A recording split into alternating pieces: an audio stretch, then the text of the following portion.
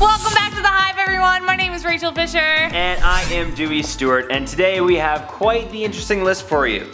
Yes, we do. Today we are featuring a crazy list from some of the oldest mysteries to some newer ones of our top 10 mysterious things you might see for the first time in your life. So with that, let's get to it. And stay tuned for comment shoutouts at the end.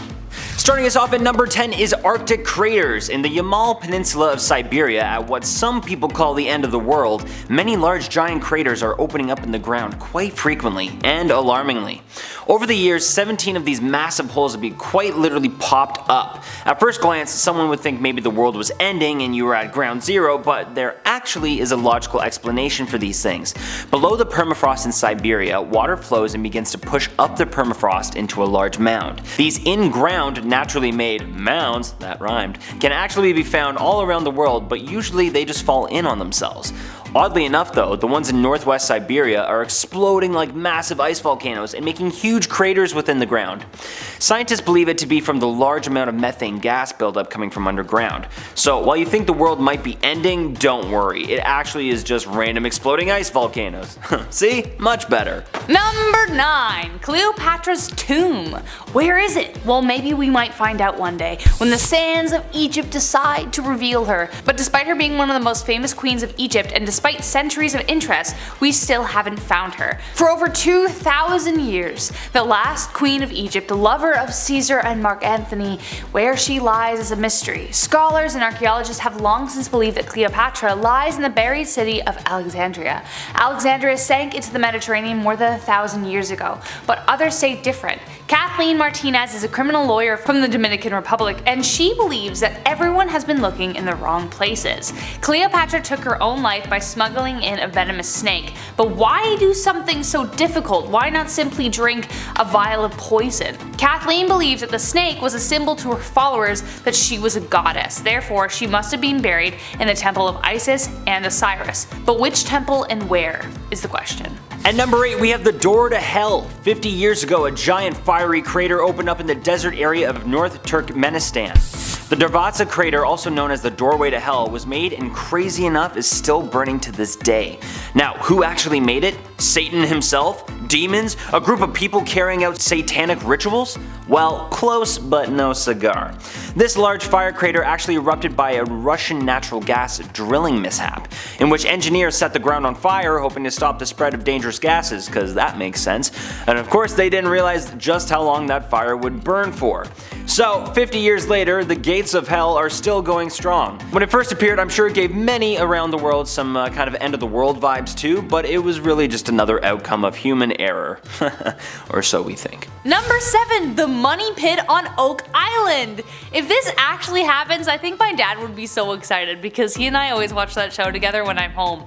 I for one hope they do actually find the money pit, because being able to see those people so happy would be just like outstanding. For those of you who have not gotten caught up on that show, let me enlighten you. Rick and Marty are two men attempting to unravel a 223-year-old mystery that even Franklin Roosevelt tried to solve. Beneath a small island in Nova Scotia, there is said to be a treasure trove of immense value, but it is not just as simple as digging until you strike a chest. Beneath the mud, there is a complex structure that, if damaged, could destroy what's ever inside it. So far, the attempt to uncover it has claimed the lives of 6 men, and there may be more. It's a really interesting show, and they, along with their team, have the closest chance to ever uncovering this treasure, so we'll see if it ever happens, but I think it will. I have faith. At number 6, we have Lake Hillier. Australia's Lake Hillier is one of the most talked about lakes in the world. Why? Because this massive lake is actually a bright pink in color. It sits right next to the Pacific Ocean, which makes its bright pink color intensely different from the dark and light blue ocean that it's right next to. It might be a little weird, but there are plenty of fish swimming around in the pink waters, and it is safe to swim in, so go ahead and get pink. The reason for the color of the lake is still a mystery though. Many believe that the color is actually just a chemical reaction or just some type of algae or bacteria, but who knows? I honestly don't even care. I just want to go there and get a look at this thing and probably go for a swim. Number 5. The Somerton Man. The mystery of the Somerton Man has plagued investigators for decades, but the case may be solved this year. In the early morning one summer day in 1948 on Somerton Beach in Adelaide, Australia, a well-dressed man was spotted on the beach. He was reclining in the sand, dressed in a fine suit and dress shoes, appeared to be middle-aged and was trying to light a cigarette. He also appeared a little bit like he had too much to drink. The next day he was seen again, but this time he was dead from an unknown cause. He had no identification and there weren't even labels on the clothing as to where he got them. On top of that, no one came forward to claim him, so he remained the John Doe of Somerton Beach. The only clue they ever got was a roll of scrap paper found in his pocket that says, and I might butcher the pronunciation, I apologize, Tamam Shud. The Persian script translated forebodingly to, "It is ended." That too led nowhere, but now thanks to DNA evidence, investigators have found that he may have been from the east coast of the USA. So now there is hope that they may be able to track down his identity or his relatives after over 50 years without answers. Coming in at number 4, way above us, is Mars. Not only the red planet, but the humming planet too. Back in November of 2018, a tiny Earth spacecraft landed on the ground on Mars. It was called the InSight Lander, and this robotic geologist recently beamed back some of its Mars findings back to Earth. It recorded a long continuous Martian hum while on the red planet. It seems to pulse to the beat of something known as Mars quakes that rattle the planet as well. But the constant hum's real origin is still a mystery. Earth has many natural sounds and hums as well, but the hum on Mars is at a much higher pitch. Maybe the geology underneath the InSight Lander amplifies a specific tone, but as of right now, scientists are extremely puzzled. If you ask me, it's just from an alien radio station. I mean, what do you think? They're not listening to some awesome tunes up there too? I mean, come on, get out of here.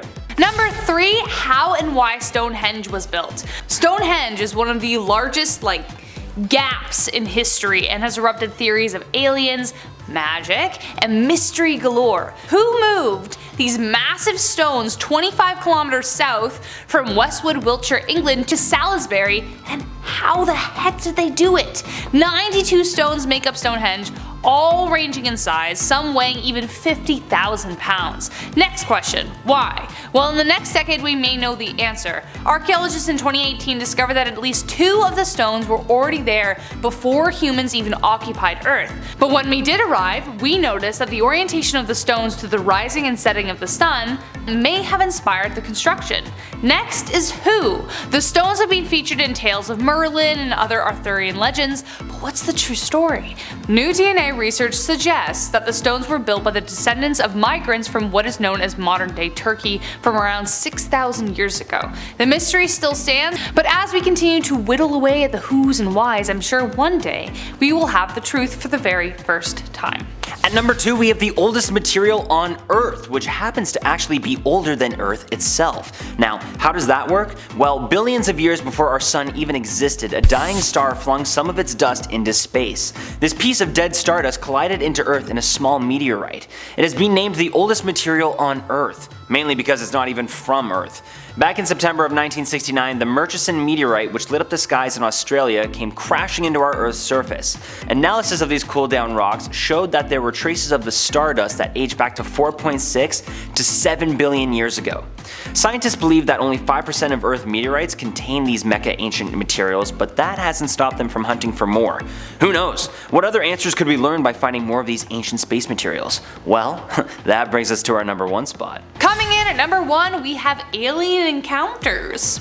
Ooh, maybe. Where the heck is everybody is a question scientists have been launching out into the universe since they figured out how to.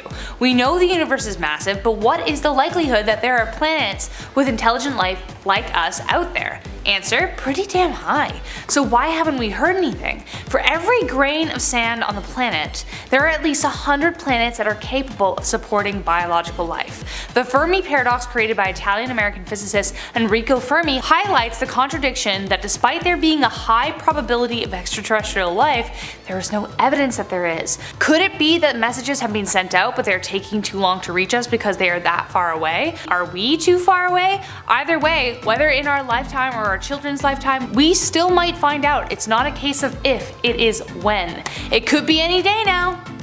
Any day now. And now on to our comment shoutouts before we finish today's video. This first batch of comments is from the top 10 foods that used to look way different. And our first comment is coming from Emily Gelassi. Emily, I hope I said your name right, but our comment is, strawberries are my favorite food. Combine them with chicken and it's even better. What? That's interesting, Emily. Oh, I guess like a chicken salad would be really good. That could be good. That makes sense. I could like even, you know what? I want to try strawberry dressing though, just on a normal chicken breast next Yeah, time. I was gonna say Let's like just see how it goes. that's a really weird combo, but now I'm like I could do it. I'm into it. I could do that. Okay, next one is Sean Sampson. Rachel, Dewey, love your teamwork and the videos are all amazing. All the best to you both, Rachel. Enjoy your lunch. Oh my god. I'm pretty sure we did. That was, yeah. Thanks, we Sean. enjoyed a lot of lunch. That was great. We're so happy you Thanks, like our buddy. videos. We're doing great. We're doing great. We're doing great. I'm not crying. I'm not crying. All right. This next comment comes from the top 10 theme park rides that had to be shut down. Our comment is from Bobby Joe Hodder. He says, "You two are so awesome together. Loved it. Can't wait to see more from you all. Way to go." Hey, what's up? Thanks buddy. So we're Thanks really for happy. watching. Thanks, dude. Thanks, Bobby Joe Hodder. What a nice guy. You're the best. Next one is Joseph Brower. I hope I said that right, Joseph. Thank you for commenting. Rachel is way too excited to take you on a roller coaster of sorts. What would you like on your tombstone and your eulogy? Alas, poor Dewey, we knew him well. Honestly, Joseph, that's all you need. Yeah. As long as you know what happened, it was Rachel, It's gonna happen. and I'm scared as bleep. We're gonna go. We're gonna go. Like we're gonna start large and in charge. Like I can see yours. I am not doing okay, man. I don't want to do it. Yeah, you're gonna do it. It's gonna be great.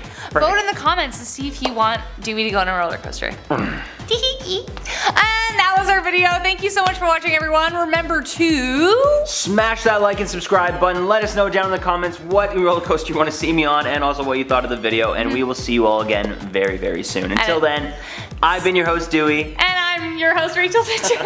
And until next time, stay Stay sweet, honey. Bees.